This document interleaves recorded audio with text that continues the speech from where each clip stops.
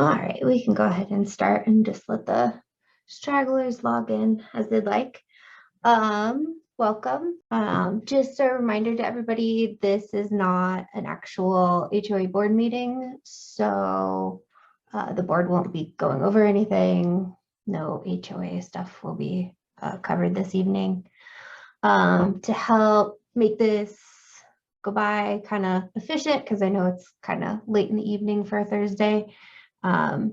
If everybody could just keep their mics off for now, that'll kind of keep it cruising. And then at the end, we'll go ahead and do a question and answer section. So as you think of your questions, go ahead and type them into the chat that you see on the side here. And I did have a tech guru who was supposed to go through those today, but he got called away on a SAR mission, search and rescue. So thanks for Kevin for trying to foot that, and we'll do the best we can. If you guys don't know me, my name is Melanie Gaylord. I've lived in this neighborhood for 9 years now. Wow, time flies.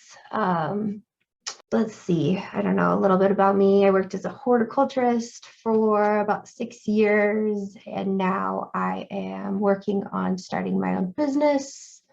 Trained as a mechanical engineer, as well as a certified welder and yoga teacher. So just kind of Jane of all trades. This really all began back in December. For those of you who attended, our board had a meeting, just general board meeting, and it was brought up in there that wildfire safety was a issue that we should look into further, and to kind of help out the board, I volunteered to take this project on. So that's a bit about me. Kevin is my go-to, and he can go ahead and introduce himself. Sure. My name is Kevin Lyles. I'm a landscape architect by training. Moved up here in 2016 and pretty much started doing mitigation work and home hardening from day one. I had expressed some interest in supporting the board and kind of getting the word out about how we can all do our part to reduce the risk in the neighborhood. And I was thrilled to see Mel's efforts to kind of take the bull by the horn. So I've offered to provide some assistance. She'll be leading the show today. I'll just step in if she ever wants any other feedback. I'll be taking notes to kind of collect the questions from the chat. And I guess I should probably mention that I recently got certified as a wildfire mitigation specialist. And thank you to the homeowners that helped me get my practicum completed to get that certification completed. So I'll go back offline until we. Awesome, thanks, Kevin. And feel free to jump in at any time. So let's get going here. There we go. So as I said before, this all started just because there was a concern at the meeting that we should be doing something and kind of trying to figure out what was the best method to go about doing that. So we just decided to kind of go for it and try to, technology, there we go, get things rolling. So this basically all started with, I was going to kind of create a community cleanup event. I've done these in the past at the previous HOA I was a part of. That wasn't for wildfire mitigation. It was just to make the neighborhood look nice. But I thought we could kind of fine tune the same sort of thing, but for a more useful purpose. So as many of you probably will remember, the Cannon Peak spot fire got very, very close to us. It stopped less than a mile from our home. And there has been at least 2 other fires on Milner Mountain directly that I can remember just in the 9 years being here. So, wildfire is now kind of in the front of all of our minds, and it's something that it's not going to go away. We're going to have to kind of adapt. The best part about something like this, though, is being such a great community, we can kind of all work together in this process. And, the more we work together, the more we can reduce, the threat of what's next. As many of you know, we are in an extremely high fire risk area. As well as, I did not know this, but Larimer County has a long list of disasters they've had to claim. Some big concerns are that the neighborhood does not have working fire hydrants in the area. So that'll be a big part of something we're hoping to address in the future, as well as if 3080 were to become blocked or there's a fire at the lower end of the neighborhood, we don't have an escape route. So trying to work with other communities and homeowners to possibly get an emergency fire road put in. So this had all started with just kind of trying to make a little community event, pass some tools around, try to do the best we can. But then one of our neighbors notified me that there was a Larimer Office of Emergency Management was offering a grant for up to $10,000 for projects just like this. So amazing timing.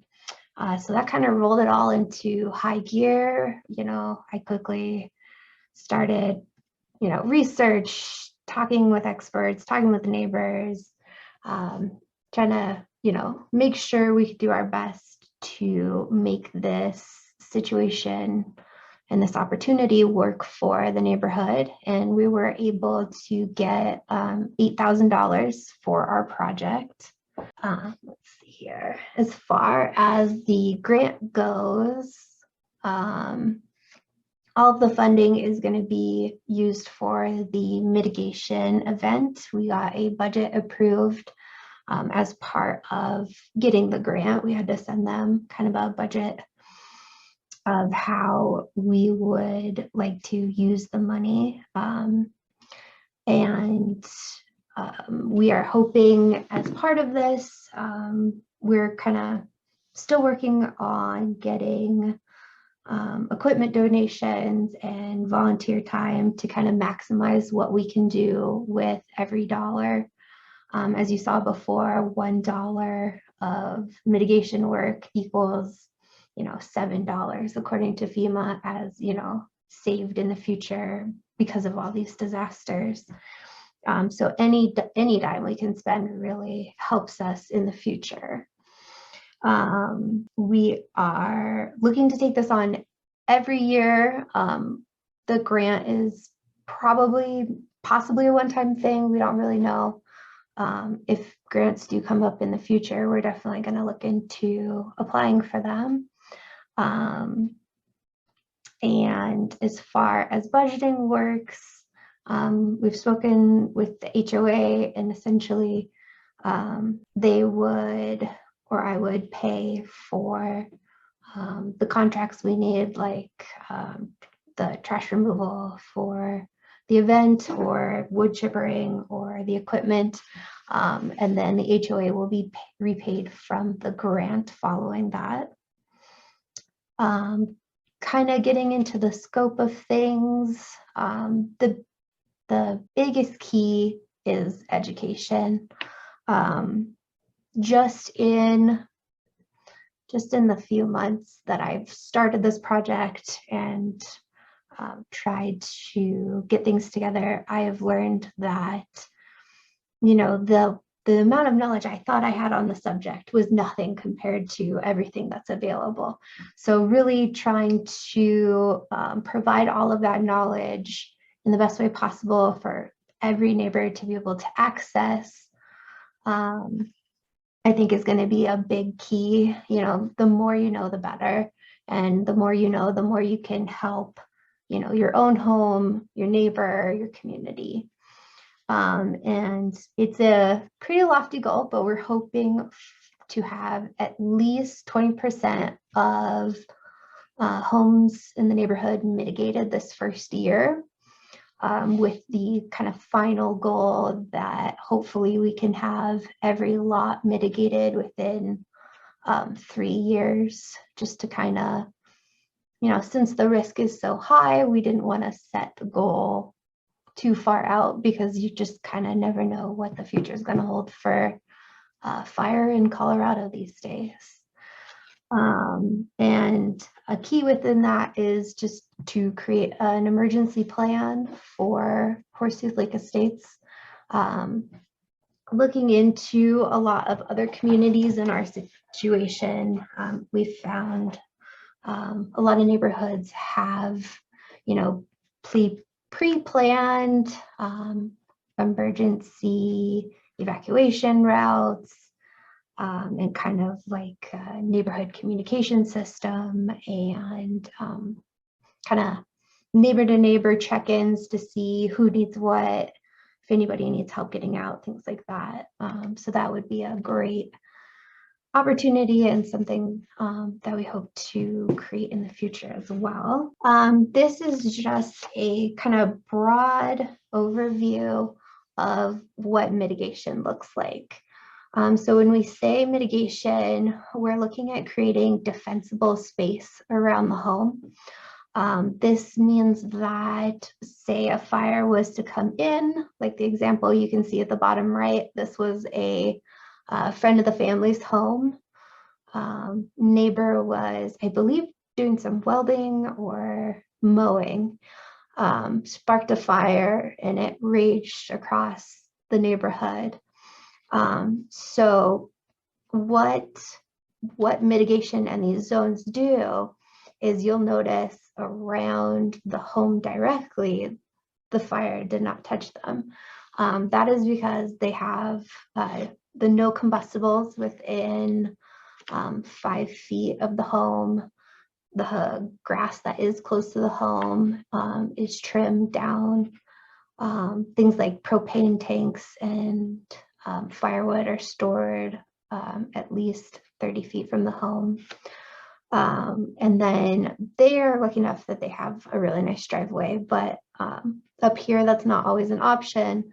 So things like vehicles, kind of off-road vehicles, anything essentially with a hot engine should be parked on a kind of fire safe pad, meaning that there's no tall vegetation underneath the vehicles. It should be like a clear dirt or stone pad.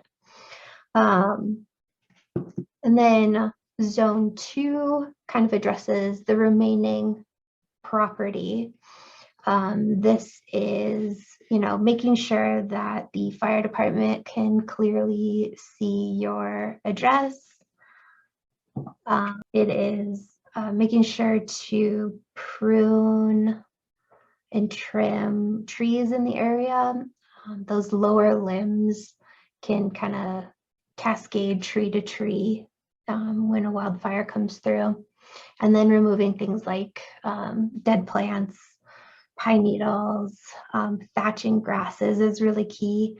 What that is every year when these taller natural grasses, like we have, die or dry out essentially, they'll lay flat and then the new grass grows in above it. And so you'll have this layer of previous grasses that's lying underneath that makes amazing fire fuel.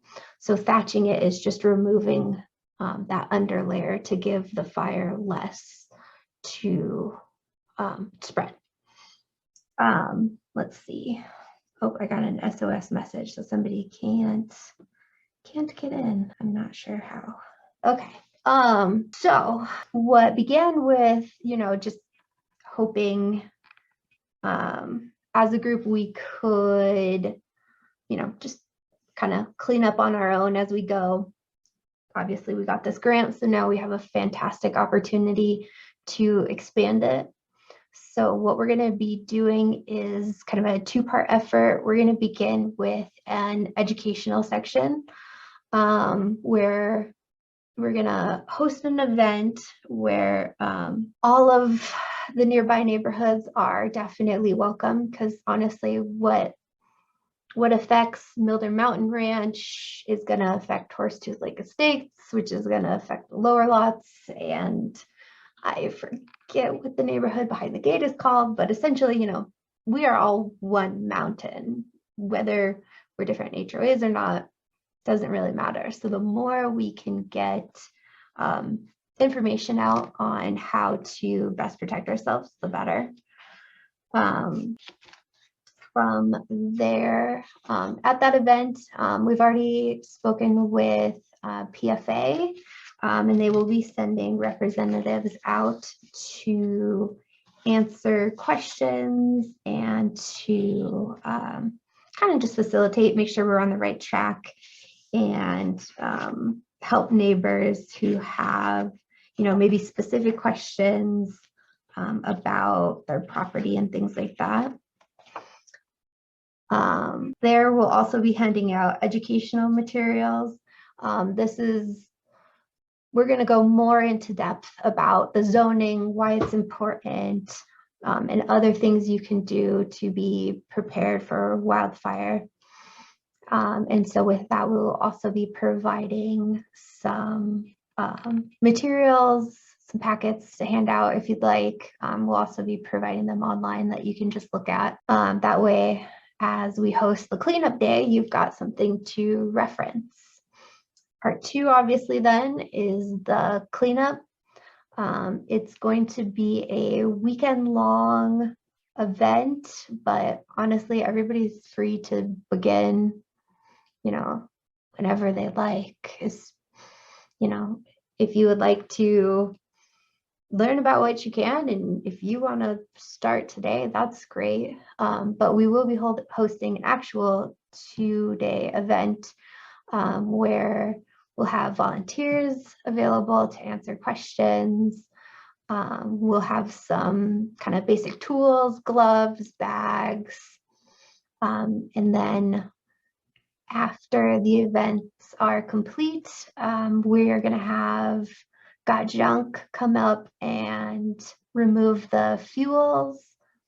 And we're also going to be having a chipper come through to chip all of the brush, woody materials, dead trees, things like that. And people can pick up free mulch if they would like.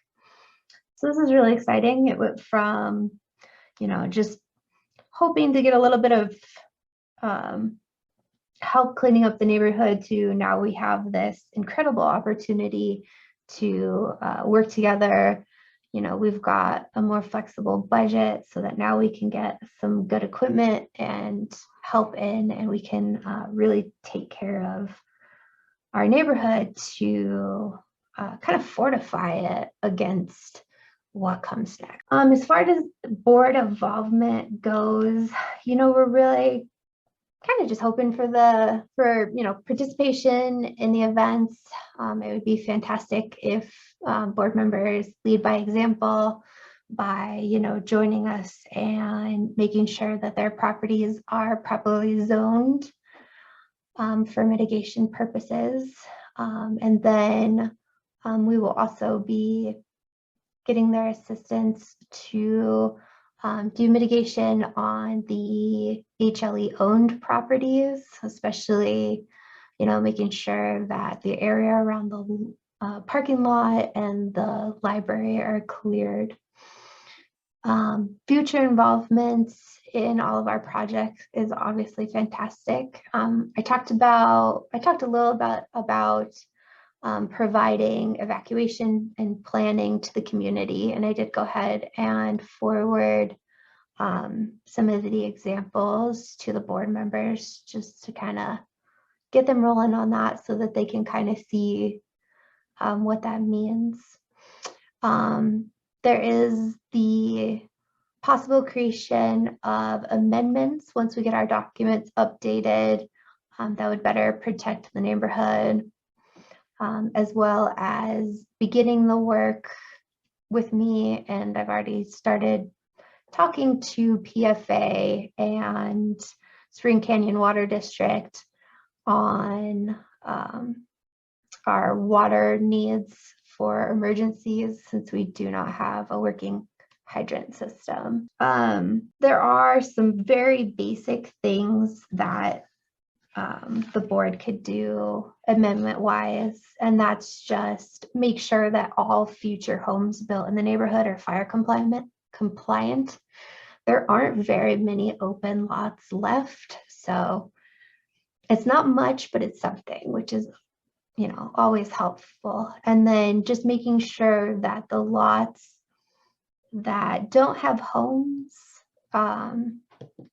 just maintain a certain amount of fire upkeep, essentially. And it's to their discretion to set what that could possibly mean. And then as far as this fire mitigation group, you know, obviously continuing to work on water access for PFA. I do have a meeting with the chief of Poudre Fire Authority tomorrow to begin looking at, you know, our hydrants cannot be updated. I guess cannot is, they can be updated, but it's going to take a lot. So it might be a better option for us. We're going to look into possible water storage solutions instead, so that PFA has water access right in the neighborhood, maybe a few spots within the neighborhood, so that for those larger fires, if they need water, it is completely accessible. Creating a fire road, we'll need to work with the neighbors behind the gate, or possibly part of Milner Mountain Ranch, maybe get egress access to create an emergency road that this area can use in case 38E is cut off. We are hoping to host the fire mitigation days every year. This year we have the ability to up our ability because of the grant, but we do hope that momentum keeps year to year and we can really maintain a higher level of fire safety up here. And then possibly partnering with the other HOAs or just lot owners on Milner Mountain, because, you know, we're all essentially one large connected chain. As we, you know, fortify each area, you know, we're better protecting everybody. So creating this network of fire protection is a big part of what we would like to do, and is kind of the future view of what this group will be. Let's see. I think we're all here. We do have a website now. I will provide that link for you guys. As well as, if you haven't seen it already, we do have a very active Facebook group that I've started, as well as I do post what I can on Nextdoor and Town Square, which is the kind of HOA app, if anybody is logged in yet. It's kind of where you get all the updates, HOA notifications, budgets, things like that. And I can real quick show you maybe. So it's hlewildfire.squarespace.com. I created just kind of a pretty basic setup for now. In the future, I'm gonna probably go back and code it myself. That way we don't have to pay a third party, which is always nice. But I definitely recommend coming here and checking out what we've got. We've got a learn more section.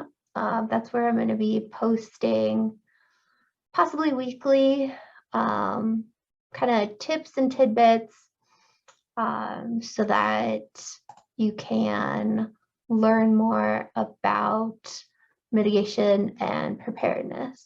So the post that I've mostly recently done is about are you ready? Essentially, if we were to get put on evac notice today, you know, right this second, can you leave?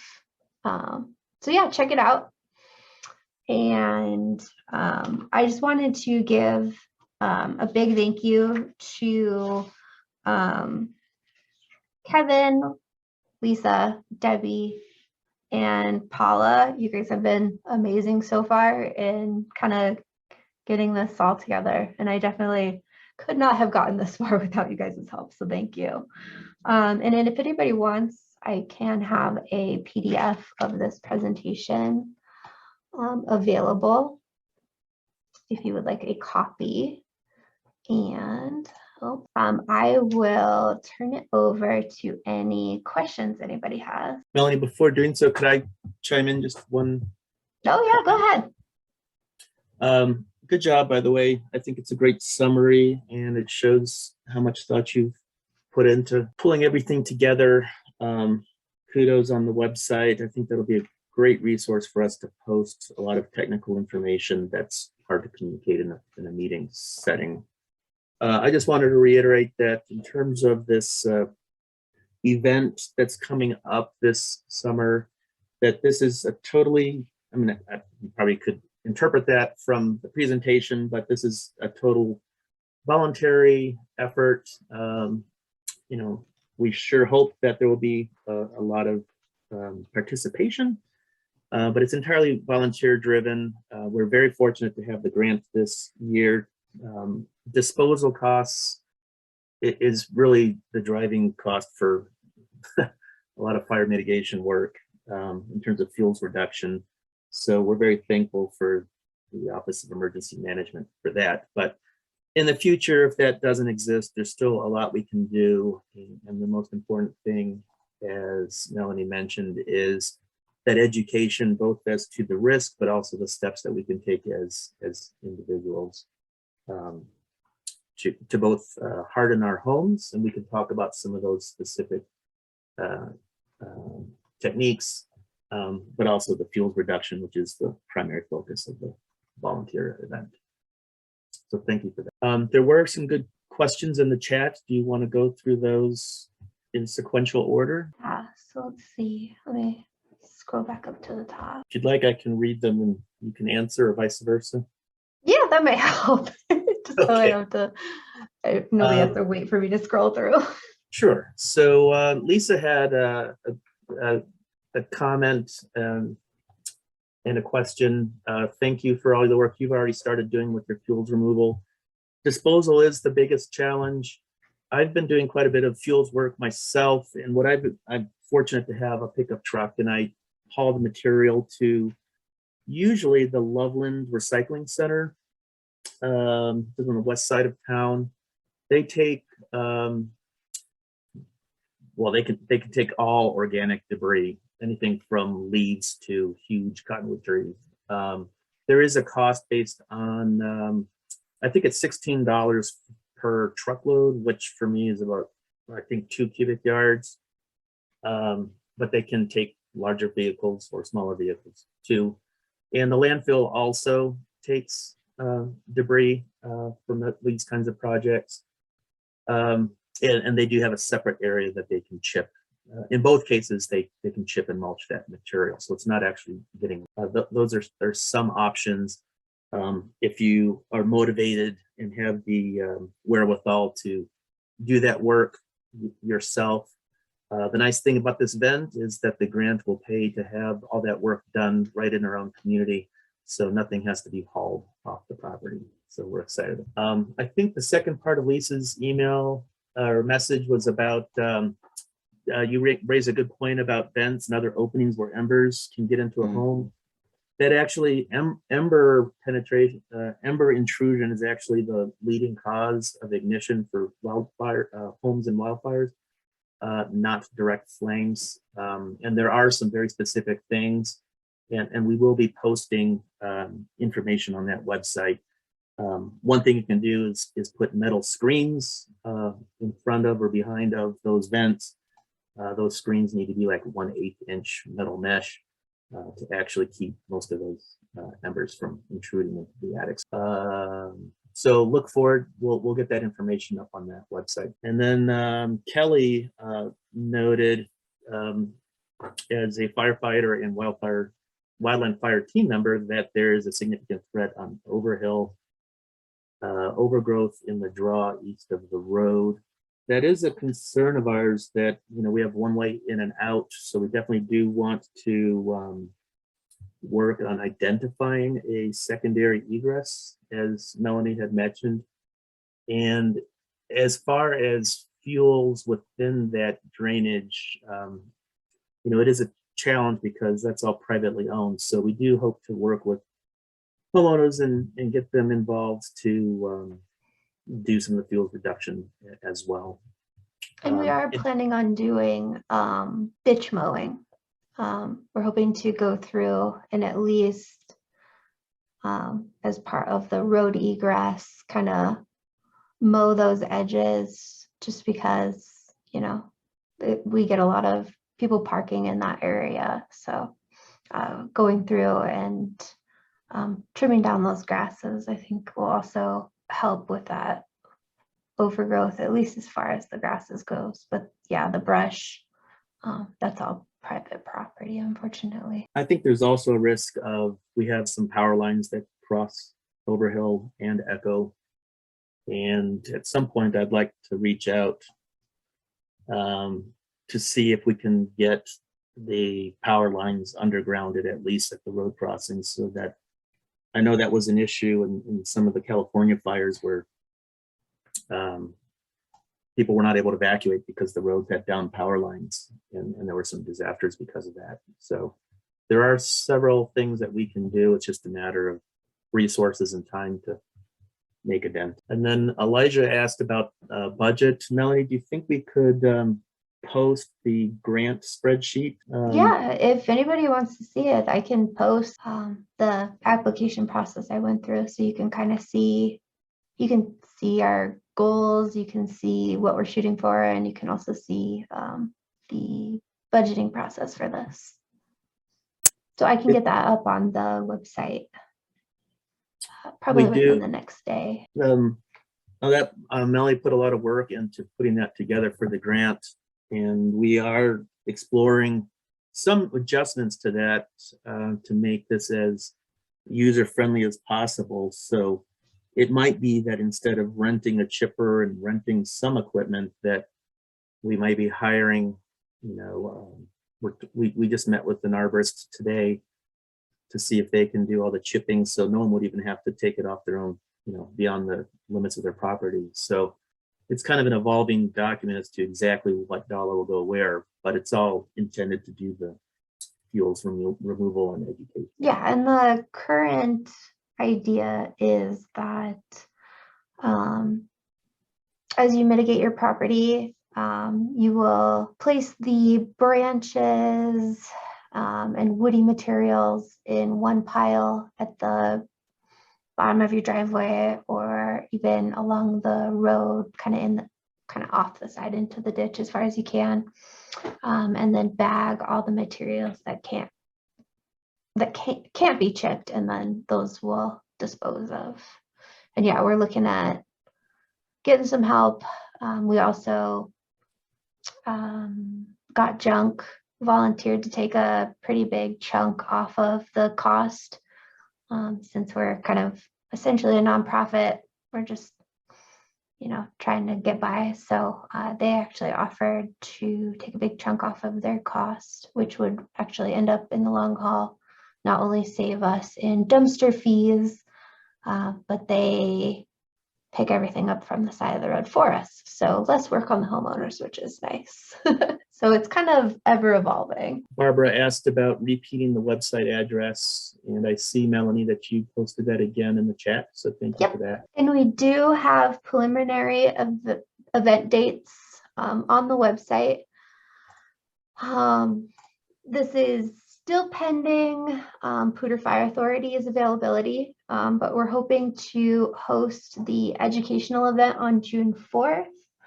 And the mitigation weekend will be the 18th and 19th is kind of what we have set up at the moment. And as Melanie mentioned, anyone that wants to get started, if that's already on your mind, if you're doing your spring cleaning, keep that in mind that there is a free way to dispose of that material.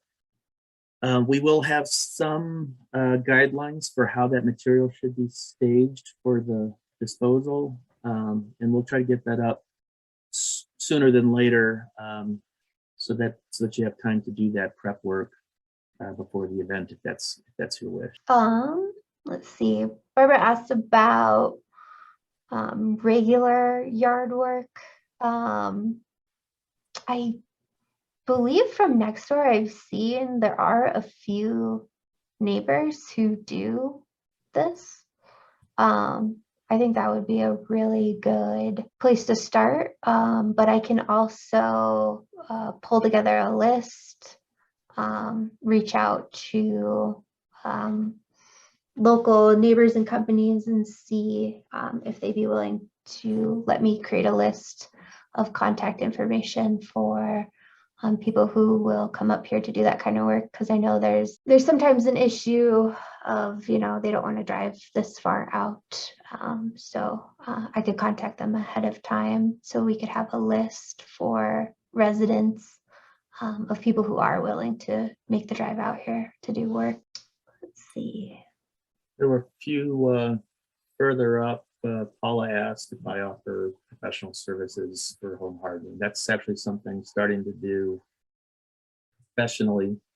And I'm happy to reach out to anyone that wants technical guidance beyond what we're talking about for this volunteer day. Talked about the date. I guess we are down to the bottom now. Can you confirm that the fire hydrant at the corner of Overhill and Cliffview is out of service and not operational? I mean, technically they're operational. Their operation is that they are used to flush out the water system's lines. So if there's a break and they do a repair, they use the hydrants to clean the line so that none of that dirt gets into home lines. Essentially, they are not operational as fire hydrants. Yeah, they're. I believe it's all of the neighborhood hydrants, and I'm not sure about like the lower lots or any of those ones. Spring Canyon informed me a few years ago that none of the hydrants that are in our subdivision, possibly excluding some one or more in the lower lots, are non-functional for firefighting, which takes something like 1,500 gallons a minute, I think.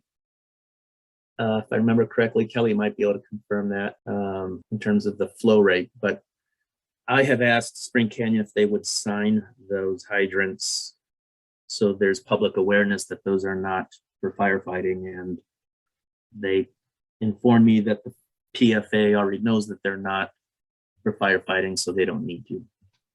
A few years have passed. I'd like to bring it up again so that there's not any false sense of security. In a major fire event like what we saw in Marshall in December, end of December, it doesn't matter if there's water or not.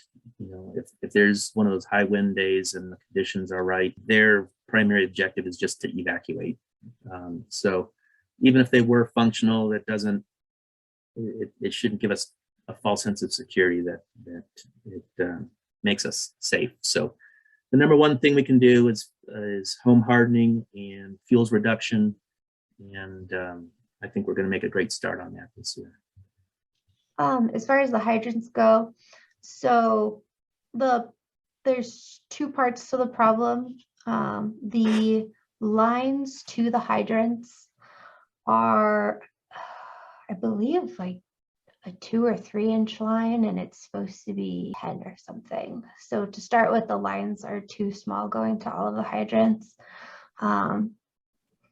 But further than that, the main line coming into the neighborhood, even if we had the proper sizing to the hydrants, the main line cannot sustain the pressure needed for firefighting.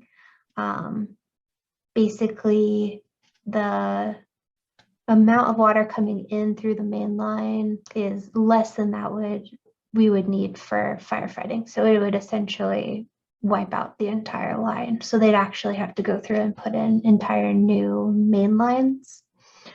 They are now starting to work with PFA to figure out if there is something that they need to do, and whether or not they have to add that into the improvement process that they're currently going through. I think we've caught up to the end of the question in the chat. Yeah, does anybody have anything further? I will say that firsthand knowledge, PFA is 100% ready for the fires, like home fires for our neighborhood.